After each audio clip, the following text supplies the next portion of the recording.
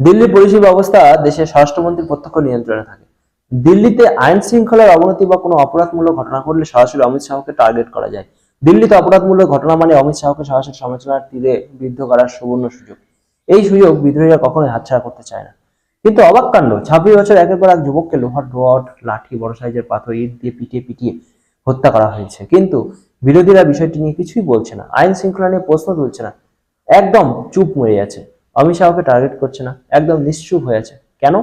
কি জন্য? কি কারণে? কারণটা হচ্ছে যাকে পিটিয়ে পিটিয়ে পিটিয়ে মারা হয়েছে সে হিন্দু, তরুণ কুমার।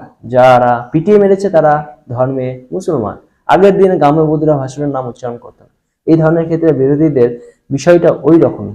এইসব ক্ষেত্রে তারা মুখ খোলে না, কারণ ভোট ব্যাংক, নাম উচ্চারণ করে না। তরুণ কুমার কিছুই জানতো না কি হয়েছে। তার পরিবারের একটি 11 বছরের বাচ্চা মেয়ে বাড়ির ছাদ থেকে তার বাবার দিকে রঙের বেলুন ছুটছিল।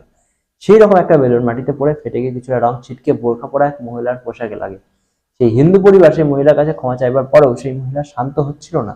এই নিয়ে বচসা হয়, পরে মিটে যায়। বাড়ি থেকে রং খেলে কিছুক্ষণ পর যখন তরুণ কুমার ফিরে, তখন 15-20 জন মুসলমান তার রাস্তা আটকায় এবং তাকে পিটিয়ে পিটিয়ে পিটিয়ে মেরে ফেলে। মৃত্যুর আগে তরুণ কুমার জানতেই পারলো না কারণটা কি। এটা অবশ্যই এই রাজ্যে আইন শৃঙ্খলা নিয়ে প্রশ্ন তোলার মতো বিষয়।